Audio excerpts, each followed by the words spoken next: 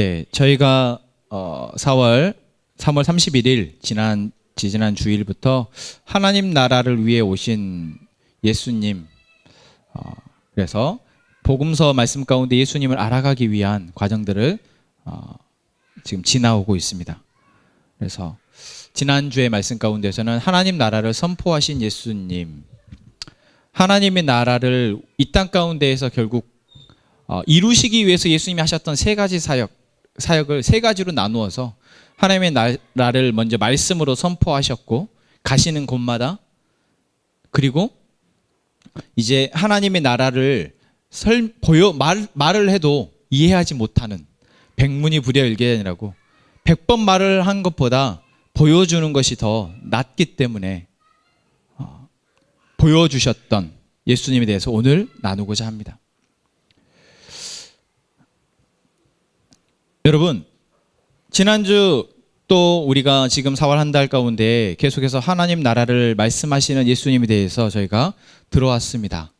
또 여러분들은 이미 하나님의 나라를 살고 계십니다. 하나님의 나라는 어떤 나라입니까? 네, 제가 쳐다보시면 여러분들 마음속으로 답을 하시면 됩니다. 여러분, 하나님의 나라는 어떤 나라인가요? 예수님은 뭐라고 말씀하셨습니까? 계속해서 저희가 말씀 속에서 예수님이 하나님 나라를 뭐라고 말씀하시던가요? 딱 떨어지게 뭐라고 말씀하시지 않는다는 게 문제죠. 예수님은 하나님의 나라를 뭐라고 말씀하십니까? 비유로 말씀하십니다. 그러니까 하나님 나라는 이런 나라다, 어디에 이렇게 있는, 그래서 그 나라는 이런 나라다라고 정확하게 정의를 내리지 않으시고 모든 하나님의 나라에 대한 이야기가 다 비유로 말씀하십니다. 왜 비유로 말씀하신다고 하십니까? 비유가 아니면 감을 못 잡는다는 거예요.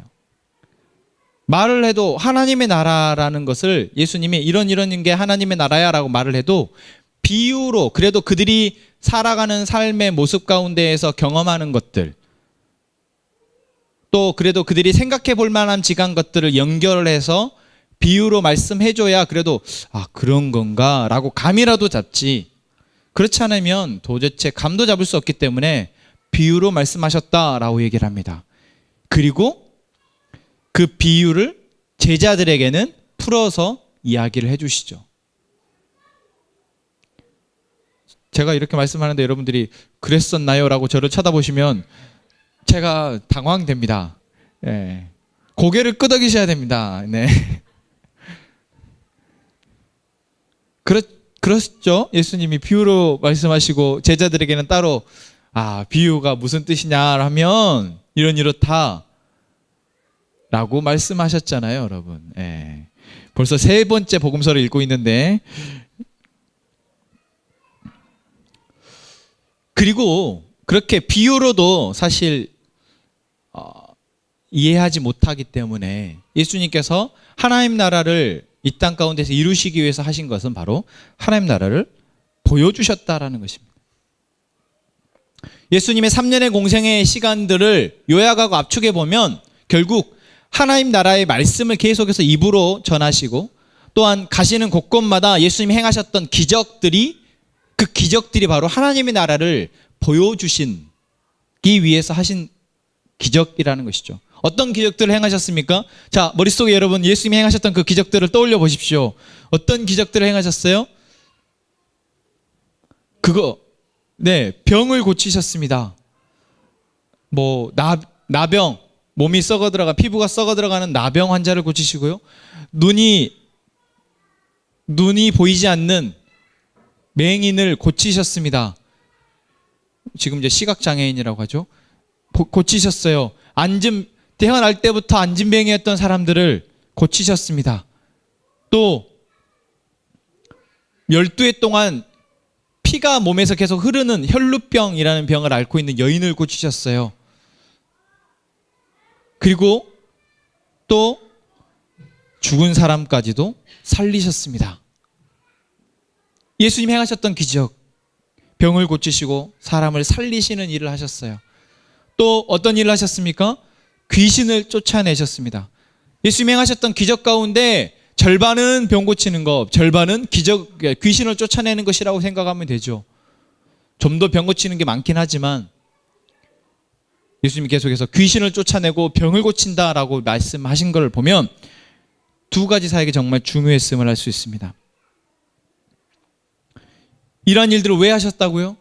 바로 하나님의 나라를 그들이 볼 수 있도록, 경험해 볼 수 있도록 하시기 위해서였습니다. 자, 여러분 여기서 성경과 관련 없는 질문을 한 가지 던지겠습니다. 일반 상식입니다. 나라가 나라로서의 인정을 받기 위해서는 세 가지가 필요한데 혹시 그 세 가지가 무엇인지 아십니까? 국가가 국가 되기 위한 세 가지 조건이 있어요. 필수 조건. 뭐죠?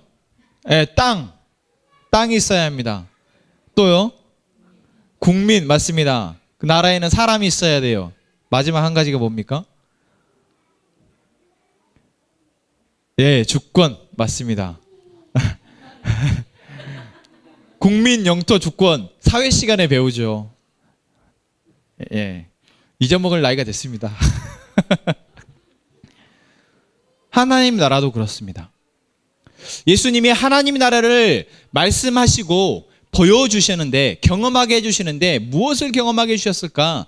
결국 하나님의 나라 안에 국가라는 그 나라로 인식되기 위해서 그들에게 무엇이 보여야 돼요? 주권이, 이것이 그 나라의 주권이구나. 이것이 그 나라의 백성이구나. 이것이 그 나라의 영토이구나라는 것을 보여주시고 경험하게 하신 것이 바로 예수님이 하신 일입니다.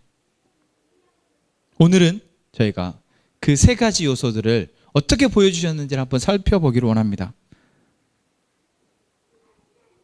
예수님이 행하신 기적 가운데 귀신을 쫓아냈다는 기록이 참 많습니다. 마가복음 1장 39절 말씀을 보면 이에 온 갈릴리를 다니시며 그들의 여러 회당에서 전도하시고 또 귀신을 내쫓으시더라.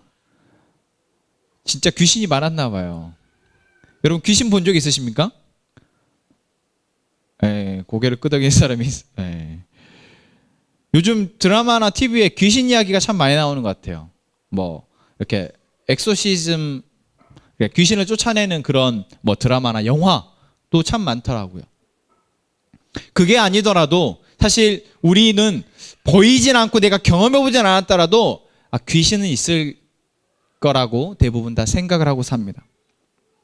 여러분 귀신이 무엇입니까? 귀신이 어떤 존재이죠? 귀신은 일단 눈에 보이지 않는 영적인 존재입니다. 그런데 그 영적인 존재의 정체성이 무엇입니까? 악하다라는 거죠. 악한 영입니다. 성경에서는 공중의 권세 잡고 있는 귀신의 왕 사단을 이야기합니다. 하나님과 대적을 하며 하나님의 백성들을 하나님에게서 계속해서 빼내오려 노력을 하고 하나님을 무시하고 하나님 없이 사는 사람들을 다시 하나님에게로 돌아가지 못하도록 하는 것이 자기의 필생의 사명으로 여기고 있는 귀신의 왕 사단의 존재를 성경은 이야기하고 있습니다. 그리고 그 사단이 공중권세, 이 세상의 권세를 잡고 있다 얘기하는 것이죠. 다시 말하면 이 세상은 귀신의 나라입니다. 사단의 나라예요. 사단의 권세, 이 세상의 주권은 누구에게 있다는 것입니까? 사단에게 있는 것처럼 보인다는 것입니다.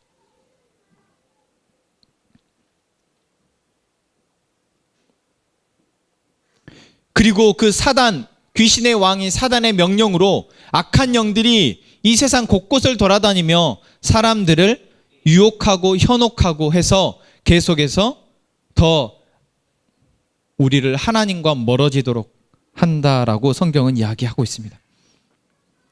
성경에서 이야기하는 것이 아니어도 우리는 이미 그리스도인으로 살아가며 우리 안에서 역사하는 귀신의 존재를 경험하고 있습니다. 꼭 귀신이 우리에게 우리를 섬뜩하게 하고 갑자기 제가 소름이 돋아가지고 제가 소름이 돋았어요. 그 드라마에서처럼 우리가 몸에 빙의가 되어가지고 그러진 않더라도 우리의 마음 가운데 속삭이는 사단의 영, 귀신의 영을 우리는 이미 느끼고 있습니다. 아니 느끼면 참 다행인데 느끼지도 못하고 그냥 내 마음 안에서 일어나는 내 속마음이 다 내 마음이라고 생각을 하고 또 그것이 다 옳다라고 생각을 하고 살아가는 사람들도 있죠.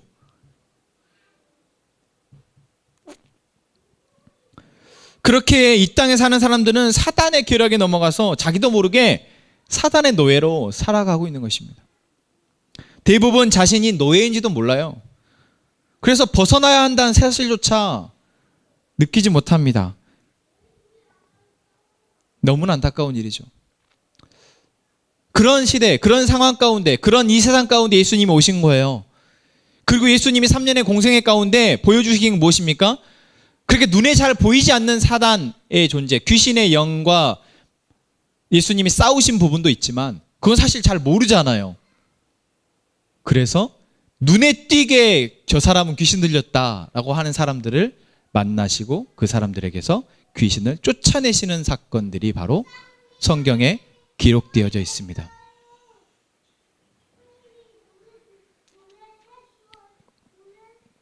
귀신의 영향력 아래에 있는 사람들, 성경에 나오는 사람들 가운데 귀신의 영향력, 지배를 받고 있는 사람들은 겉으로도 알 수 있었습니다. 대표적으로 마가복음 5장에 거라사 지방에 살고 있는 귀신 들린 사람. 예수님이 거라사 지방을 가셨는데 거기에 귀신 들린 사람이 있는 거예요. 그리고 그 귀신 들린 사람에 대해서 성경은 이렇게 설명하고 있습니다. 무덤에 살아요.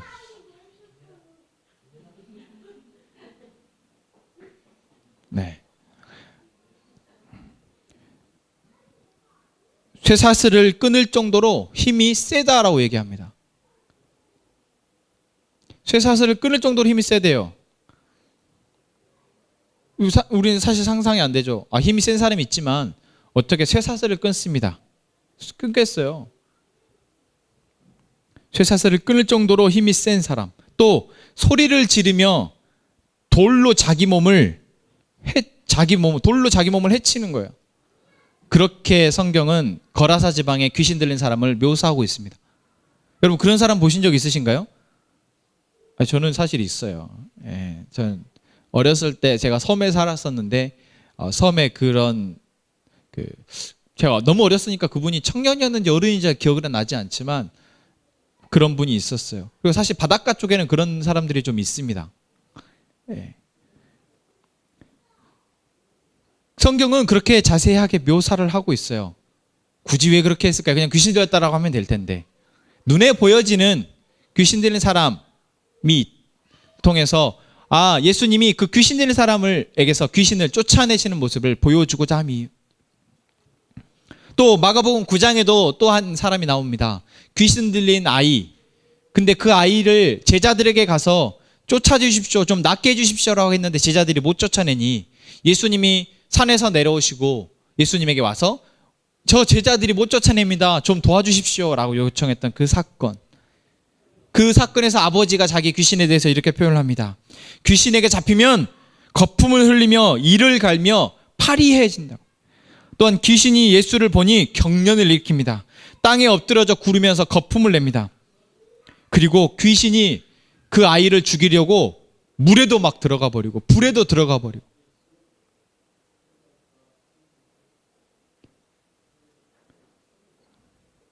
이러한 귀신에 들려진 사람들의 모습을 성경은 묘사하고 있습니다. 이렇게 귀신에 들렸다라는 것은 무엇을 얘기하고 있습니까? 바로 그 사람의 주권이 자기에게 없다라는 거예요. 그 사람의 주권, 자기가 자기를 스스로 통제할 수 없습니다. 분명히 내 몸은 내 몸인데 누가 귀신이 자기를 통제하고 있다라는, 컨트롤하고 있음을 보여주는 것이죠. 그리고 예수님은 그 귀신 들린 사람에게 가서 귀신을 쫓아내심으로써 그 사람의 주권을 회복시키시는 거예요. 원래 이 세상을 하나님께서 만드셨을 때 이 세상 모든 사람의 다스림은, 이 세상 모든 사람은 하나님의 다스림 아래에서 하나님의 그 강력한 힘과 능력 아래에서 우리가 평화를 누리고 행복을 누리며 살 수 있도록 만든 존재인 우리가 사단의 괴락에 빠져서 그렇게 조금씩 우리의 주권을 잃어버리고 그렇게 사단의 노예로 살게 되어버린 그 사람들을 회복시켜 다시 하나님 나라 백성으로 만드시기 위해서 예수님은 귀신을 쫓아내시는 사역들을 하셨다라는 겁니다. 여러분, 여러분의 주권은 누구에게 있습니까? 여러분은 여러분 스스로 여러분의 삶을 주장하고 있습니까? 그렇다고 생각하지만 사실 그러지 않은 경우가 너무 많습니다. 여러분, 성경에 눈에 보이게 귀신 들린 사람 이야기도 나오지만 눈에 보이지 않는 귀신 들린 사람 이야기도 나옵니다. 귀신에 들렸다라기보다는 자기도 모른 채 사단의 생각, 계략에 빠져서 그렇게 노예로 살아가고 있던 사람. 그 사람 가운데 한 명이 누구입니까? 삭개오였습니다. 삭개오라는 사람은 키가 너무 작았어요. 어릴 때부터 컴플렉스였겠죠. 그 컴플렉스를 극복하기 위해서 삭개오는 무엇을 선택합니까? 돈을 벌기를 선택합니다. 그래서 다른 사람들이 멸시하고 천대하는 세리라는 로마의 세금을 걷어서 로마에 바치는 일을 하는 세리라는 직업을 선택을 하고 그 세리라는 직업을 하면서 악착같이 사람들에게서 돈을 많이 갈취해서 많은 돈을 착복을 합니다. 그 세리라는 사람 여러분 자기에게 자기의 주권이 있을까요? 아니요. 그 세리라는 사람의 주권은 이미 사단에게 있습니다. 예수님은 그 삭개오를 찾아가셔서 만나시고 그 사람의 집에 들어가 이제 그 사람에게서 돈의 노예로 살고 있고 사단의 노예로 살고 있는 그 삭개오를 빼내어서 다시 하나님의 다스림 아래 있게 하십니다. 하나님의 주권을 회복하시는 것이죠. 하나님의 다스리심을 보여주시는 것입니다. 예수님이 귀신을 쫓아내셨다는 것은 하나님의 능력으로 사단의 권세를 이기셨음을 보여주시는 것입니다. 사단의 지배 아래 있던 사람을 하나님의 권세를 권능으로 빼내어서 하나님 다스림으로 다시 회복시키신다는 것이죠.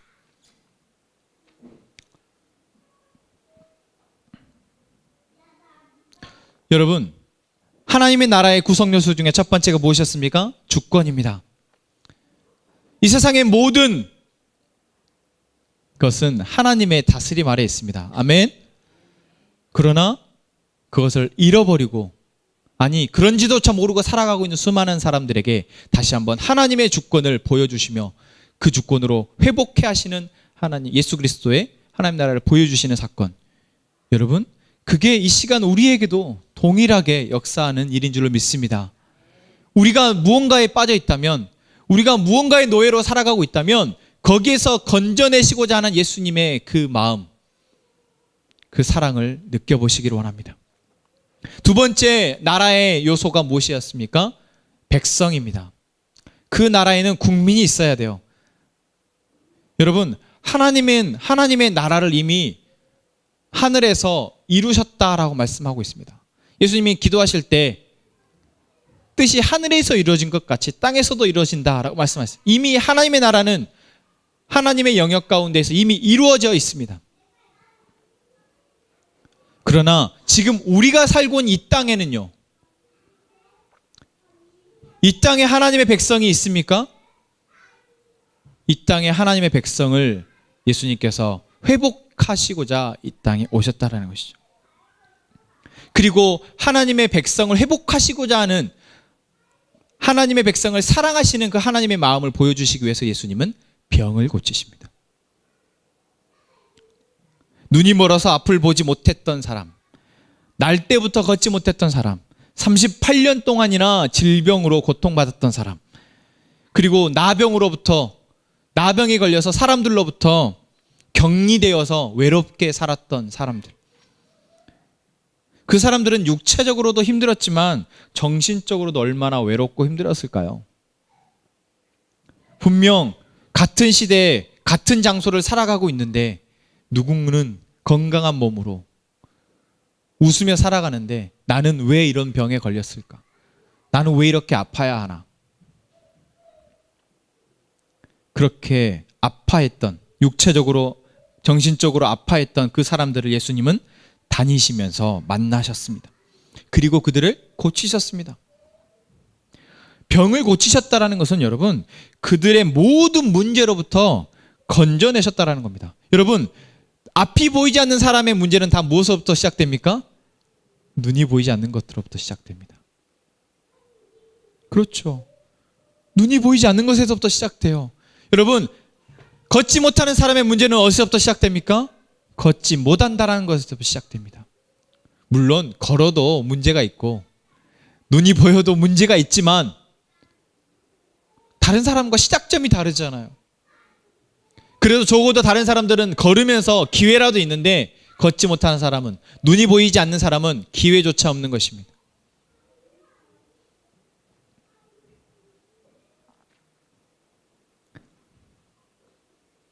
그들에게 예수님은 하나님의 사랑을 보여주셨습니다. 백성을 사랑하시는 하나님의 사랑을, 모든 문제와 고통으로부터 건져내어 하나님의 사랑 안에 살도록 하신 것입니다. 하나님의 완전한 사랑 안에서 고통과 슬픔이 없는 나라, 바로 하나님의 나라를 보여주시고자 한 것이죠. 이스라엘 백성들을 출애굽하셨던 그 사건 기억나십니까? 이스라엘 백성들이 애굽에서 바로의 노예로 살며 정말 육체적인 노동도 너무 강도 높게 하면서 고통받고 또한 먹을 것도 자유롭게 먹지 못했던 그 노예와 같았던 시기절에서 그들을 끄집어내어서 그들에게 먹을 것과 입을 것과 살 것을 공급하셨던 그 하나님의 구원, 바로의 노예로 살아가던 그들을, 사단의 노예로 살아가던 그들을 다시 하나님의 백성으로 회복하셨던 그 구약 출애굽의 사건이 예수님이 이 땅 가운데 오셔서 공생의 사건을 통해서 육체의 질병으로부터 고통받으며 살아가고 있는 그 사람들을 건져내시는 사건을 통해서 다시 구현하신다는 것입니다.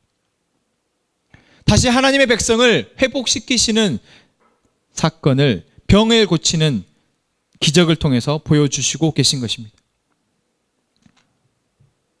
여러분, 우리에게도 그렇습니다. 하나님은 우리가 하나님의 백성임을, 하나님 우리를 사랑하시는 것을 보여주시고자 하십니다.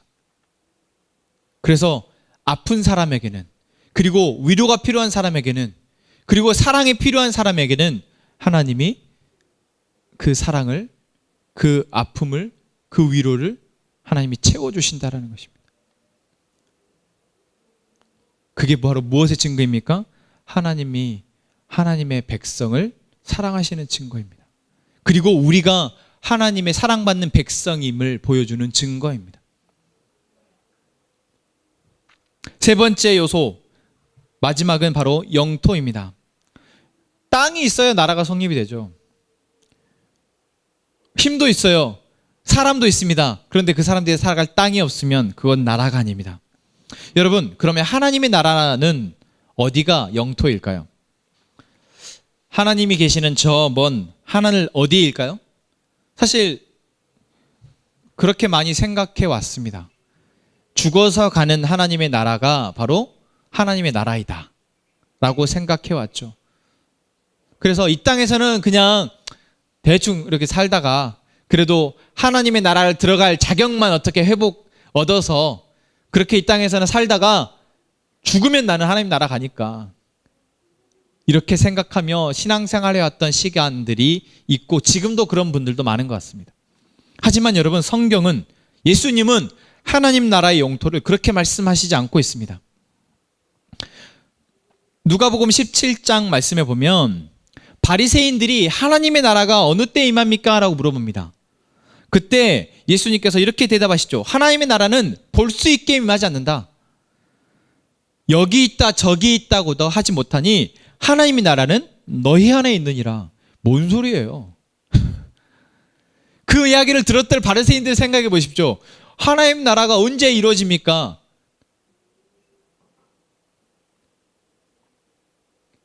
근데 예수님이 하나님 나라는 너희 안에 있다라고 말하고 있는,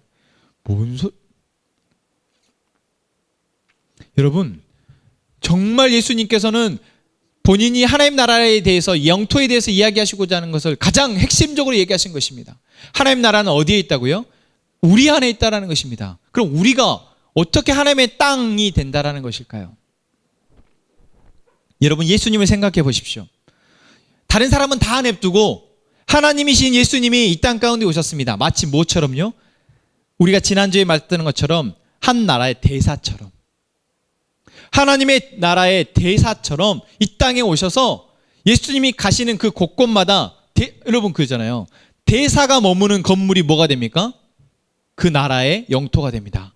대사가 타고 다니는 차가 뭐가 돼요? 그 나라의 영토가 됩니다. 대사가 타고 있는 비행기가 그 나라의 영토입니다. 그래서 영토의 개념은 그 사람이 머무는 곳에서부터 하늘 끝까지가 영토라 하더라고요. 그래서 제가 만약에 미국 대사라 하면은 제가 머무고 있는 여기서부터 수직으로 끝까지가, 하늘 끝까지가 바로 그 영토입니다. 모르셨어요? 네. 예수님이 그 말씀을 하신 겁니다. 예수님이 하나님의 제사로 이 땅 가운데 오셔서 하나님의 대행자로서 하나님의 권능을 가진 자로서 이 땅 가운데 오셔서 예수님이 가시는 곳곳마다가 그곳이 바로 하나님의 나라였습니다. 그 증거가 무엇입니까? 예수님이 행하셨던 그 모든 기적들이 증거입니다. 병을 고치시고 귀신을 쫓아내시고 풍랑을 잔잔케 하시고, 이 모든 예수님이 행하셨던 기적들이 바로 하나님의 나라의 대행자로서 예수님이 오셨구나. 예수님이 머무시는 곳이, 예수님이 가시는 곳이 바로 하나님의 나라, 하나님의 땅이구나라는 사실을 보여주셨다라는 것입니다.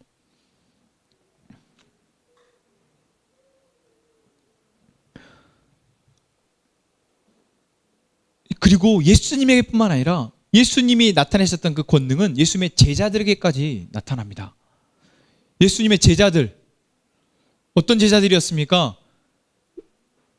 예수님을 따라다닐 때는 참 믿음이 있어 보였던 제자들, 수제자라고 말하는 베드로, 어디를 따라다녔던 베드로와 야고보와 요한 같은 이 제자들은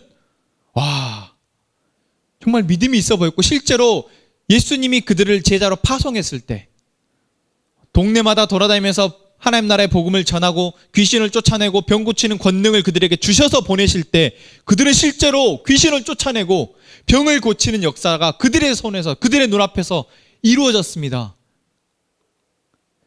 그래서 돌아와서 예수님, 우리가 예수님의 이름으로 말을 하니까 귀신들이 달아납니다. 그리고 얼마 전에 읽었던 누가복음의 말씀이지 않습니까?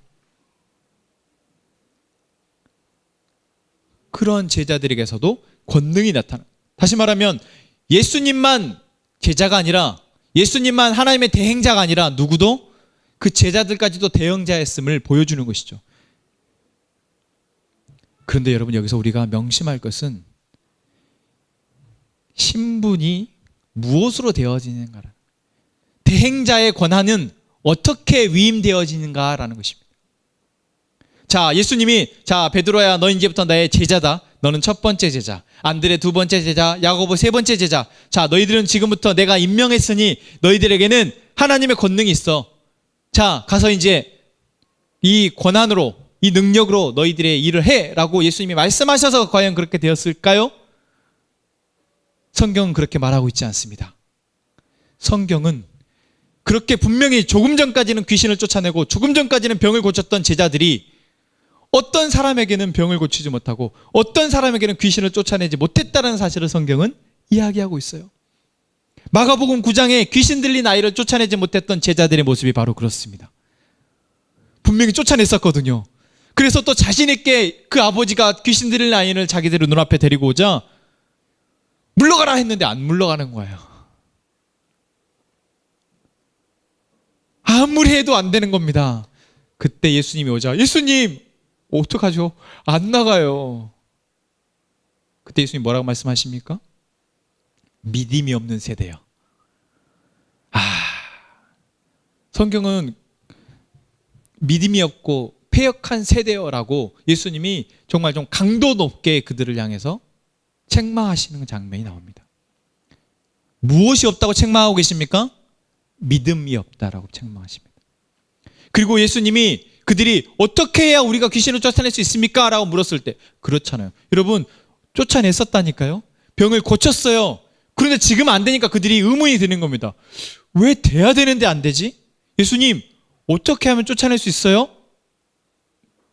그들의 감정이 이해되시죠? 그때 예수님 뭐라고 말씀하십니까? 믿음이 없이는 아무것도 할 수 없습니다. 오직 믿음으로 할 수 있습니다 라고 말씀하십니다. 여러분, 하나님의 대행자가 된다는 것은 하나님의 권한으로, 하나님의 백성으로서 이 땅을 살아간다는 것은 무엇으로 가능하다는 것을 말하고 있습니까? 오직 믿음으로 가능하다라고 말하고 있습니다. 그래서 로마서에서는 오직 믿음으로 말미암아 살리라 라고 고백하고 있는 것입니다. 믿음으로 우리도 하나님의 나라를 이 땅에서 살 수 있다는 사실을 또한 우리는 여기에서 알 수 있습니다. 믿음으로 사는 사람이 가는 곳, 믿음으로 사는 우리가 가는 곳이 바로 하나님의 영토가 된다라는 사실을 우리가 알 수 있습니다. 그리고 믿음으로 사는 우리가 하나님의 권능을 나타낼 수 있음을 우리는 이 말씀을 통해서 알 수 있습니다. 여러분, 믿으십니까? 믿음으로 사는 우리가 가는 곳곳마다 하나님의 나라이며, 믿음으로 살아가는 우리가 내뱉는 말과 우리가 하는 행함이 다 하나님의 능력으로 덧입혀질 수 있음을 성경은 이야기하고 있는 것입니다. 정리를 해보자면 하나님의 백성이 믿음으로 하나님의 권능을 나타내며 살아갈 때 그곳이 바로 하나님의 나라, 하나님의 땅입니다. 예수님은 귀신을 쫓아내심으로 이 땅 가운데서 하나님의 주권을 회복하셨습니다. 그리고 육체의 고통 가운데 신음하고 있는 사람들을 고치심으로 하나님의 백성을 향한 사랑을 보여주셨습니다. 또한 믿음으로 내뱉는 모든 말에 하나님의 권능이 나타남을 보여주심으로써 믿음으로 사는 백성이 있는 곳이 하나님의 땅이 됨을 보여주셨습니다. 자, 여기서 우리가 마지막으로 한 가지 더 봐야 할 것이 있습니다. 여러분, 마가복음 5장에서 예수님이 거라사에 있는 귀신을 쫓아냈습니다. 그렇죠. 그럼 그 사람은 어떻게 살았을까요? 나오지 않습니다.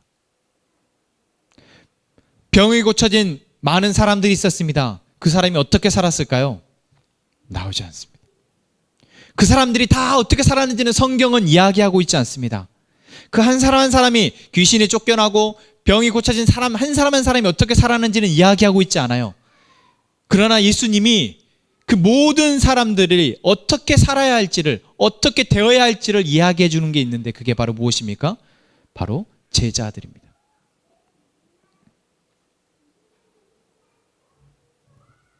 귀신을 쫓아내어 하나님의 다스림 아래 있게 된 사람, 병에서 고침을 받아 새로운 삶을 살게 된 사람, 돈의 노예에서 벗어나게 된 삭개오, 이 모든 문제들이 해결된 이 사람들이 해결된 것이 너무나 중요한 것 같지만 사실 그보다 더 중요한 것은 해결된 이후에 어떻게 살았느냐잖아요. 병만 고쳐지면 다 잘 살 수 있습니까? 아니, 처음에는 그랬겠죠. 안진뱅이가 일어났으니 와, 이제 나는 뭐든 할 수 있을 거라고 생각했지만 여러분, 잘 걸어다니는 사람도 삶이 녹록하지 않잖아요. 그래서 더 중요한 사실은 하나님의 나라를 산다는 것에 있어서 더 중요한 것은 그들이 하나님 나라의 백성으로서 어떻게 살아가느냐입니다. 이 이야기의 힌트를 저희는 누가복음 11장에서 찾아낼 수 있을 것 같습니다. 예수님이 누가복음 11장에서 이렇게 이야기하십니다. 귀신을 쫓아내시죠. 귀신을 쫓아내시는데 그 쫓겨난 귀신이 어디 또 다른 사람은 이제 자기가 잡아먹을 사람 없나 하고 돌아다니다가 마땅한 사람이 없는 거예요. 저희 교회에도 없는 것 같습니다. 귀신이 다른 데서 왔다가 저희 교회 왔다가 여기는 지금 아니다 하고 다시 나아가는 거예요. 나가서 혹시나 그 집은 뭐하고 사나 하고 자기가 좀 전에 나왔던 그 집으로 돌아가 봤더니 비어있는 겁니다. 무방비 상태인 거예요. 옳다구나 하고 자기 혼자 들어가기 그러니 자기보다 더 강한 7 귀신을 데리고 그 자기가 나왔던 그곳으로 다시 돌아간다라는. 예수님이 이 이야기를 말씀하신 이유가 무엇일까요? 귀신은 쫓겨날 수 있습니다. 예수님의 이름으로요. 병은 고쳐질 수 있습니다. 예수님의 이름으로요. 하지만 병이 고침받고 귀신을 쫓아내는 것이 예수님의 목적이 아니라 그들이 하나님 나라 백성으로 하나님의 다스림 아래에서 하나님의 권능을 드러내며 하나님 나라를 살아가도록 하기 위한 것이 예수님의 진짜 목적이기 때문에 예수님은 비어있는 집을 가만히 놔두면 안 된다라고 말씀하시는 겁니다. 비어있다는 것은 좋은 것 같지만 비어있다는 것은 불완전한 상태입니다. 언제든 좋지 않은 것이 다시 들어갈 수 있는 상태예요. 그래서 예수님께서 누가복음 11장에서 그 말씀을 하시고 난 바로 뒤에 27절과 28절의 말씀이 있습니다. 누가복음 11장 27절 28절 말씀을 보면은 이 말씀을 예수님이 딱 하시고 나자 7귀신이 들어가서 형편이 그보다 더 심하게 되었느냐라고 말을 하고 나니까 어떤 한 여자가 와서 예수님에게 당신을 뵌 태와 당신을 먹인 적이 복이 있습니다 라고 이야기를 하는데, 이 이야기는 좀 생뚱맞죠. 그런데 이 이야기는 생뚱맞더라도 그 뒤에 28절에 예수님이 하신 말씀이 답입니다. 예수님께서 이렇게 말씀하십니다. 예수께서 이르시되 오히려 하나님의 말씀을 듣고 지키는 자가 복이 있느니라. 아멘. 이 여인의 질문은 생뚱맞지만 결국 그 위에서 귀신의 이야기를 하시며 더 심해진, 한 명의 귀신이 있을 때보다 7명의 귀신이 있으니 더 상태가 악화되어진 그 상황이 다시 우리에게 발생하지 않도록 하기 위해서 우리에게 무엇을 말씀해 주고 계십니까? 하나님의 말씀을 듣고 지키는 자가 복이 있다. 하나님의 말씀을 듣고자 하는 자, 하나님의 말씀을 듣고 지키고자 하는 자가 하나님의 나라에 하나님의 백성으로서 하나님의 다스리심을 누리며 하나님의 권능으로 살아내며 이 땅에 하나님의 나라를 구현해내는 사람임을 말씀해 주고 있는 것입니다. 여러분, 조금 전에 대한 형제가 기도하면서 우리가 한 주 참 힘들지 않았습니까? 그 고백 저는 정말 진심으로 느껴지더라고요. 힘드셨을 거예요. 여러분, 대한 형제만 힘들었을까요? 저도 힘들었습니다. 여러분 모두 다 힘들었습니다. 힘들었을 거예요. 위로가 필요하고 사랑이 필요하고 고침이 필요하고 회복이 필요한 한 주였을 것입니다. 또 어떨 때는 너무 기분이 좋고 너무나 행복할 때도 있어요. 하지만 그것은 우리에게 계속해서 우리가 숨을 쉬는 한 반복되어진다고 봤을 때, 우리가 살아내는 것은 내가 기쁘고 행복한 것, 내가 슬프고 안 좋은 거기에 초점이 있는 것이 아니라 우리가 무엇을 듣고 무엇을 지키며 무엇으로 살려 하는지에가 초점이 있다는 사실입니다. 제가 다시 복싱을 시작했거든요. 다시 시작했다고 하기 좀 웃기지만 한 2주 정도 못했어요. 나 다시 시작을 했는데 관장님이 그러시더라고요. 연습을 열심히 막 하는데 관장님이 너무 잘한다고 막 박수를 쳐주시는 거예요. 그래서 이제 제가 생각해도 잘해요. 안 하다가 한 것 치고는 생각보다 너무 어려운 동작들을 쉽게 하는 제 모습을 보고 제가 깜짝 놀란 거예요. 내가 너무 오랫동안 안 했는데 어떻게 이렇게 그 다음 기술들은, 새로운 기술도 이렇게 쉽게 습득을 하지? 그랬더니 그때 관장님이 이 말씀을 하시더라고요. 멈추지만 않으면, 그만두지만 않는다면 어느새 그렇게 되어 있습니다. 여러분, 그렇습니다. 여러분, 우리가 이 땅을 살아간다라는 것은 걸어간다라는 것이죠. 그런데 중요한 것은 어느 방향을 향해서 무엇을 위해서 걸어가냐입니다. 예수님께서 이 땅에 오셔서 하나님 나라를 보여주시고 예수님께서 이 땅에 오셔서 하나님 나라를 말씀하신 것은 우리에게 어느 방향으로 무엇을 위해서 걸어갈 것인지를 보여주신 것입니다. 어떤 신발을 신고 무슨 옷을 입고가 아니라 어느 방향으로 무엇을 위해서 걸어갈 것이냐, 그리고 그 끝에 무엇이 있는지를 바라보며 걸어갈 것이냐, 그것을 말씀하신 것입니다. 사랑하는 함행가족 여러분, 우리 모두는 하나님의 나라를 소망하며 하나님께서 다스리시는 그 다스림 아래 하나님의 백성으로서 우리가 하나님에게 받은 그 입술의 권한과 우리의 행동의 그 능력으로 하나님 나라를 살아가는 우리 모두가 되기를 원합니다. 그리고 그 걸음이 비록 힘들고 때로는 쉬어갈 수도 있지만 멈추지만 않는다면, 계속해서 하나님께서 우리에게 주시는 말씀을 듣고자 하고 그리고 그 말씀대로 살아보고자 한다면, 여러분, 우리는 어느새 저만치 생각지도 못한 만큼 많이 걸어가 있는 것을 발견하게 될 것입니다. 그리고 그만큼 걸어갔을 때 우리가 성숙해 있고 성장해 있는 것을 보게 될 것입니다. 그게 바로 하나님의 우리에게 주시는 은혜입니다. 말씀을 마치겠습니다. 들어가는 것보다 그 나라의 백성으로 계속 하나님의 말씀을 따라 살아가며 하나님이 주시는 복을 누리며 사는 것, 그게 함께 행복한 삶입니다. 그리고 그 행복한 삶에는 분명 능력, 권능이 있습니다. 정요한이라는 사람이 목사여서 권능이 있는 것이 아니라, 제가 하나님의 말씀을 듣고 지키고자 할 때, 그것을 위해서 기도하며 살아갈 때 제 입에서 나오는 말에 하나님의 권능이 임한 줄로 믿습니다. 여러분 우리 모두에게 동일한 은혜입니다. 그렇게 하나님의 나라를 살아가는 우리 모두가 되기를 소망합니다. 이 시간 우리 함께